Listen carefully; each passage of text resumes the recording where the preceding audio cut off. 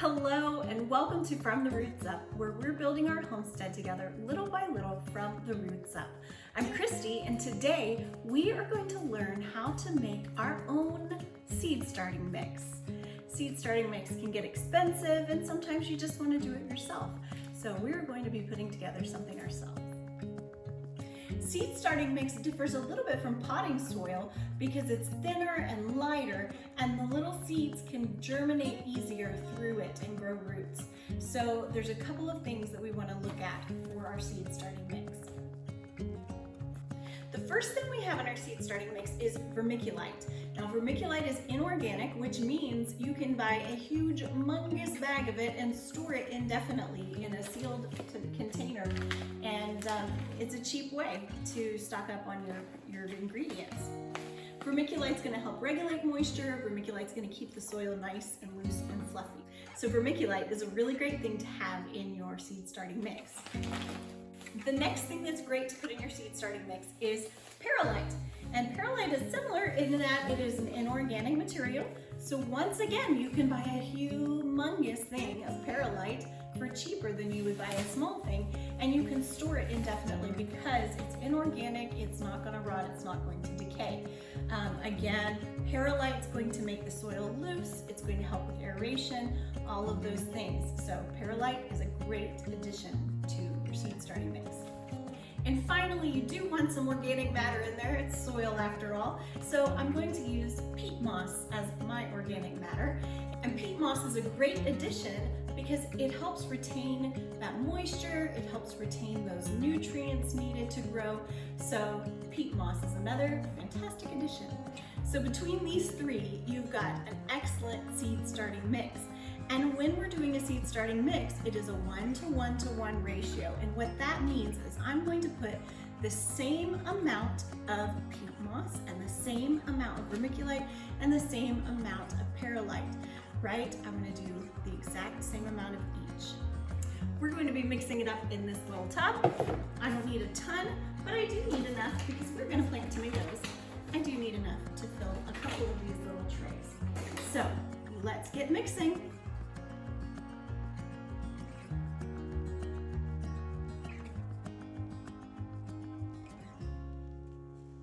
So this is what it looks like all done. The vermiculite came in big chunks. You can break it up if you want, or you can leave some of it in big chunks. I'm gonna go ahead and water this and get it soaking up some moisture before I put it in my pot. That way it'll be nice and moist and ready to grow.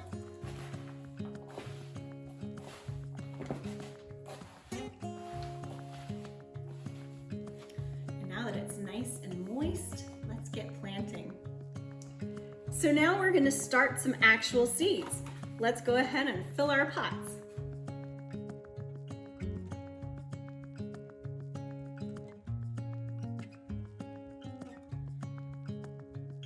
Okay, now that we have our trays filled with our lovely potting soil, we are going to start planting. And I want to walk you through a little bit what I'm planting. We've already planted peppers together, and if you missed that video, I will link that down below.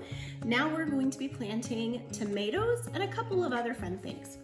So for my tomatoes, first I have this Rutgers tomato, and the Rutgers tomato is a determinate tomato. A determinate variety will only get a certain size and it will only bear a certain amount of fruit. It's determined. So determinates are great for containers, but you can also put them in your garden. So I've got this Rutgers determinate tomato. Also the classic beefsteak tomato. This is an indeterminate, and indeterminates will grow as long as you give them trellis. They'll keep going and they'll keep vining and they'll keep giving fruit. One difference in these is you've probably heard that you are supposed to pull the suckers off of tomatoes, and that's a good practice for your indeterminates because they will set as much fruit as they can.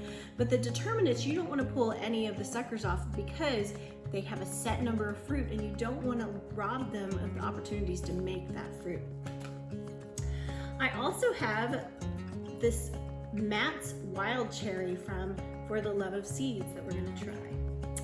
Paul Robeson, this is supposed to be a variety with an excellent taste, so we're going to give this a try. Amish paste tomato, because you always need a good paste tomato, so Here's my paste tomato. And I have several that came from MIgardener that we're going to plant. MIgardener at the end of the season does a grab bag, and they have all sorts of different goodies in the grab bag. You can get it for a very discounted price, and they just send you whatever seeds they have left over at the end of the season. So it's a great deal, and it's a great way to try new varieties. So these were all in my grab bag. I have the black Krim tomato. I have the chocolate stripes tomato. Cream sausage tomato. This one's also a Determinate. And I have some in the tomato family, a Tomatillo, pineapple Tomatillo. Champagne Bubbles tomato.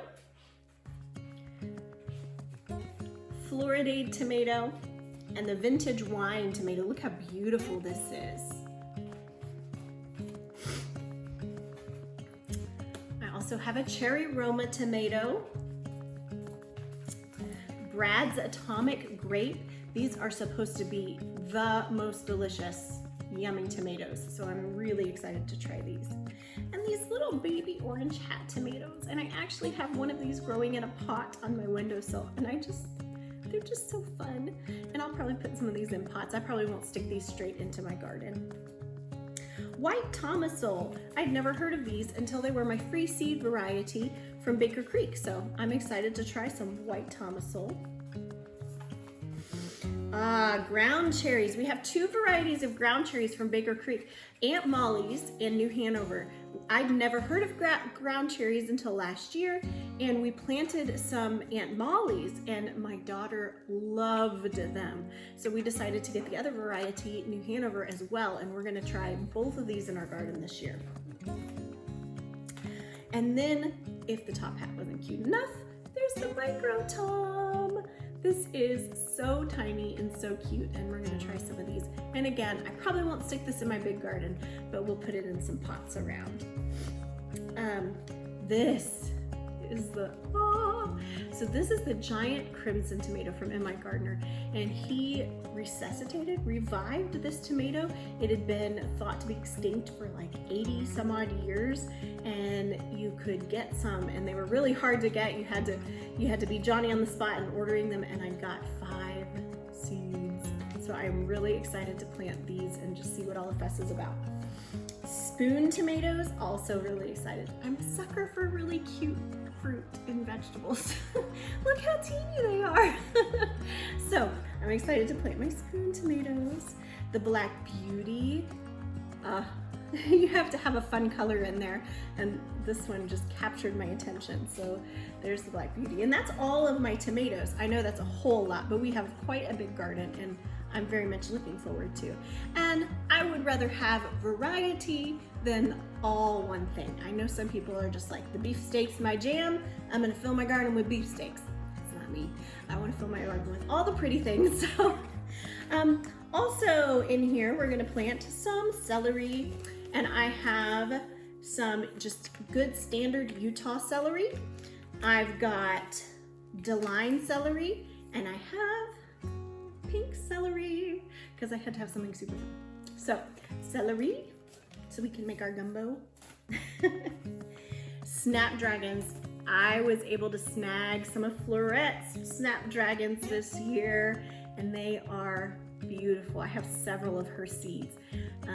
She is an amazing flower breeder, and if you have not checked out Florette's page, it's stunning, and all of the flowers that she produces are just gorgeous. It's hard to get some of the seeds. Sometimes you have to know when the seed sale goes live, but I think if you sign up for her emails, she will post when seed sales go live. But I was able to get some. These are Madame Butterfly Peaches and Cream, and I'm way excited about these. Pastel Yarrow.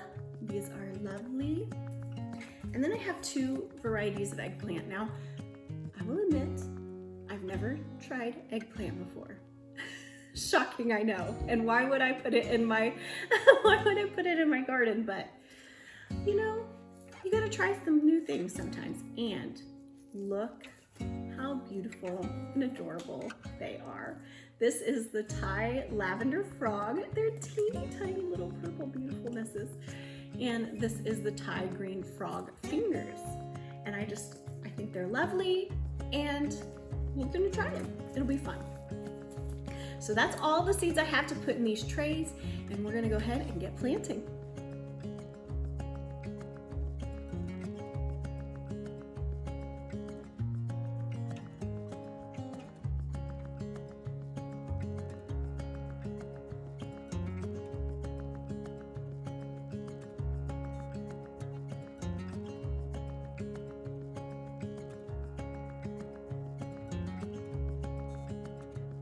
All right, we are all planted and ready to go. Hopefully in a few weeks we will start to see sprouts on all of these little spots.